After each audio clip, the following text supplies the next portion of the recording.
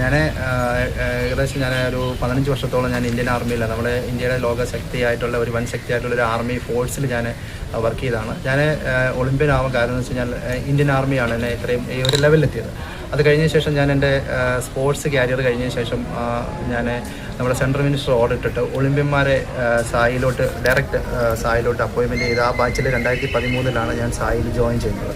ഏകദേശം സായിൽ ഏതാണ്ട് 12 പേരോളം അന്ന് ജോയിൻ ചെയ്തായിരുന്നു. സായിയുടെ ഏതാണ്ട് 21 വർഷത്തിന് ശേഷമുള്ള ഫസ്റ്റ് ബാച്ചിൽ കയറിയ ഒരു ഫസ്റ്റ് ബാച്ചിൽ അപ്പോയിൻമെൻറ്റ് ചെയ്ത കൂട്ടത്തിലാണ് ഞാനും കയറിയത്. അതിനകത്ത് ബോക്സിംഗ് ഉണ്ടായിരുന്നു, ഹോക്കി, പിന്നെ വാട്ടർ സ്പോർട്സ്, അങ്ങനെയുള്ള കുറേ ഇവൻറ്റുകളുണ്ടായിരുന്നു. അതിനകത്തുനിന്ന് ഞാൻ ആദ്യം 2013 ഞാൻ കൊല്ലം സായിൽ ജോയിൻ ചെയ്യുന്നത്. ഈ ജോയിൻ ചെയ്യുന്ന സമയത്തെന്ന് പറഞ്ഞാൽ നമ്മുടെ ഇവിടെ കുട്ടികളൊക്കെ എന്ന് പറഞ്ഞാൽ ഒരു എന്താ പറയുക ഒരു നിയന്ത്രണമില്ലാതെ കുട്ടികളെല്ലാം വെളിയിൽ പോയി അങ്ങനെയൊക്കെയുള്ള രീതി. അന്നേരം ഞാനിവിടെ വന്നതിന് ശേഷം നമ്മുടെ ഒരു ആർമിയുടെ ഒരു സ്റ്റൈലിൽ നമ്മളൊരു ഡിസിപ്ലിൻ ഡിപ്പാർട്ട്മെൻറ്റിൽ നിന്ന് വന്നതായതുകൊണ്ട് ഞാനിവിടെ നല്ല ചിട്ടയും കാര്യങ്ങളൊക്കെ ആയിട്ട് നമ്മളിങ്ങനെ മുന്നോട്ട് പോകുന്ന സമയമാണ്.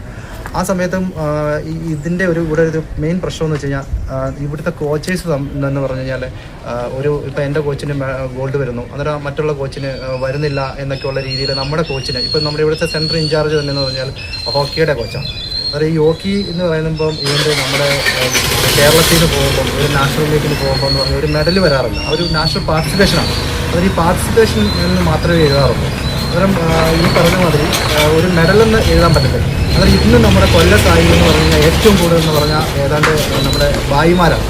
എന്നുവെച്ചാൽ നമ്മുടെ എന്താ പറയുക വെളിയിൽ നിന്ന് നമ്മുടെ കേരളത്തിന് വെളിയിൽ നിന്ന് കൊണ്ടുവന്ന് മാക്സിമം നമ്മുടെ കേരളത്തിലുള്ള കുട്ടികൾക്ക് അല്ലെന്നുണ്ടെങ്കിൽ കൊല്ലത്തുള്ള കുട്ടികൾക്ക് ചാൻസ് ഇല്ലാതെ നമ്മുടെ വെളിയിൽ നിന്ന് വരുന്നത്. ഞാൻ ഇതൊക്കെ വെച്ചിട്ട് എപ്പോഴും ഫേസ്ബുക്കിൽ പോസ്റ്റ് ഇടാറുണ്ട്. നമ്മുടെ കൊല്ലത്ത് ഈ ഒരു രീതിയിൽ സെൻറ്റർ നടത്തുമ്പോൾ പരത്തി പറയാനൊന്ന് ഇത്തിരി ചുരുക്കി മീൻസ് ഇപ്പോൾ ഈ ഒരു 2 കുട്ടികൾ ആത്മഹത്യ സംഭവത്തിൽ എന്തായിരിക്കാം ഒരു അവസ്ഥ എന്തായിരിക്കും? അല്ല, ഇതെന്ന് പറഞ്ഞാൽ നേരത്തെ മുതൽ ഇവിടെ എന്ന് പറഞ്ഞു കഴിഞ്ഞാൽ സെൻട്രൽ ഇൻചാർജിൻ്റെ കയ്യിൽ ഒരുപാട് പീഡനം, കാരണം വെച്ചാൽ ഒരു മാനസിക പീഡനമാണ് കുട്ടികൾക്ക് ഏറ്റവും കൂടുതൽ സമ്മർദ്ദം വരുന്നത്. ഇപ്പോൾ എന്നെ സംബന്ധിച്ചിടത്തോളം ഞാൻ തന്നെ ഈ ഇവിടെ ഒരു NIS എന്ന് പറഞ്ഞൊരു ഇതുണ്ടായിരുന്നു.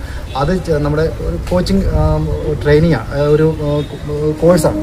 അത് നമുക്ക് കോവിഡ് സമയത്ത് നമുക്ക് ചെയ്യാനായിട്ട് അവരവരുടെ വീട്ടിലിരുന്ന് ചെയ്യാനായിട്ടൊരു ഓർഡർ ഉണ്ടായിരുന്നു. ഞാൻ ഇവിടെ വന്ന് ഇരുന്നത് എന്നെ നിരന്തരമായിട്ട് വിളിച്ചിട്ട് എന്നെ ഇവിടെ ഇരുത്തി ഈ പറഞ്ഞ മാനസിക പീഡനം കാരണമാണ് ഞാൻ ഇവിടുന്ന് റിസൈൻ ചെയ്ത് പോകാൻ തന്നെ കാരണം.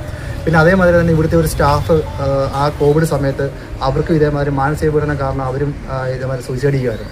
അന്നൊക്കെ ഞാനിത് ഫേസ്ബുക്കിലും കാര്യങ്ങളൊക്കെ ഞാൻ പോസ്റ്റ് ഇടുകയായിരുന്നു. അതിനകത്തു നിന്നും അന്ന് ഇതിന് ഒരു നിയമ നടപടി എടുക്കുമായിരുന്നെന്ന് ഇന്ന് ഈ കുട്ടികൾക്ക് ഇന്ന് സംഭവിക്കില്ലായിരുന്നു.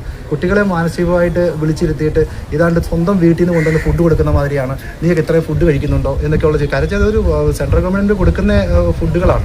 അതൊക്കെ കുട്ടികൾക്ക് മാനസികമായിട്ട് ബുദ്ധിമുട്ടുണ്ടാക്കുന്നുണ്ട്. നീ ഇത്രയും ഫുഡ് കഴിക്കുന്നു, അത് അവരുടെ സൗകര്യമല്ലേ ഫുഡ് കഴിക്കുന്നതൊക്കെ. അത് ഗവൺമെൻറ് കൊടുക്കുന്നു. അവർ ട്രെയിനിങ് ചെയ്തിട്ട് വരുമ്പോൾ അവർക്ക് വിശപ്പ് കാണും, അവർ കഴിക്കും. അത് അങ്ങനെയൊക്കെയുള്ള മാനസികമായിട്ട് കുട്ടികളെ നിരന്തരമായിട്ട് ഇതേമാതിരി മാനസിക ബുദ്ധിമുട്ടുണ്ടാക്കുമ്പോൾ അവർക്ക് ചിലപ്പോൾ എന്തെങ്കിലും അവർക്ക് പല ആൾക്കാരും പല വീട്ടിൽ നിന്ന് വരുന്നതാണ്. അവർക്ക് പേഴ്സണലായിട്ടുള്ള ഒരുപാട് ബുദ്ധിമുട്ടുകൾ കാണും. അതൊക്കെ നമ്മൾ കോർഡിനേറ്റ് കൊണ്ടുപോകാനാണ് നമ്മുടെ സെൻട്രൽ ഇൻചാർജ് അല്ലെങ്കിൽ നമ്മുടെ കോച്ച് എന്ന് പറയുന്നത്. കുട്ടികളുടെ പ്രശ്നങ്ങൾ വീട്ടുകളിൽ അച്ഛനും അമ്മയുടെ അടുക്കൽ പോലും പറയാത്ത കാര്യങ്ങൾ കോച്ചസിൻ്റെ ഒക്കെ പറയാറുണ്ട്. അത് നമ്മൾ കോർഡിനേറ്റ് ചെയ്ത് മുന്നോട്ട് കൊണ്ടുപോകാനാണ് നമ്മുടെ കോച്ചിൻ്റെ അല്ലെങ്കിൽ സെൻട്രൽ ഇൻചാർജിൻ്റെ ജോലി എന്ന് പറയുന്നത്. അത് മാനസികമായിട്ട് അവർക്ക് ബുദ്ധിമുട്ട് കാണും. അത് വീണ്ടും ഇൻസ്റ്റിറ്റ്യൂട്ടിലോട്ട് കൊണ്ടുപോയിട്ടാണ് കുട്ടികൾക്ക് സഹിക്കാൻ വയ്യാതാണ് കുട്ടികൾ ഇങ്ങനെ ഒരു കടുങ്കൈ ചെയ്തത്. ഒരു കാരണവശാലും അത് പാടില്ലാത്തതാണ്. അതിൻ്റെ മെയിൻ ഉത്തരവാദി എന്ന് പറഞ്ഞാൽ സെൻട്രൽ ഇൻചാർജാണ്. അതിന് അന്വേഷണത്തിൻ്റെ ആവശ്യമാണ്. നേരത്തെ ഇതേമാതിരി സൂയിസൈഡ് കേസുണ്ട്, അതെല്ലാം അന്വേഷിച്ച് കൊണ്ടുവരേണ്ടതാണ്. അതിൻ്റെ കറക്റ്റ് എന്ന് പറഞ്ഞാൽ നമ്മുടെ സെൻട്രലിൻ്റെ നമ്മുടെ ഈ പറയുന്നത് കേരള റീജിയൻ്റെ ഹെഡുണ്ട്, ഹെഡിൻ്റെയൊക്കെ ഉത്തരവാദമുണ്ട്. അതെല്ലാം അത് ഒതുക്കി തീർച്ചയാണ്. അതൊക്കെ ഈ ഒരു രീതിയിൽ മുന്നോട്ട് കൊണ്ടുവരണമെന്നാണ് ഞാൻ പറയുന്നത്.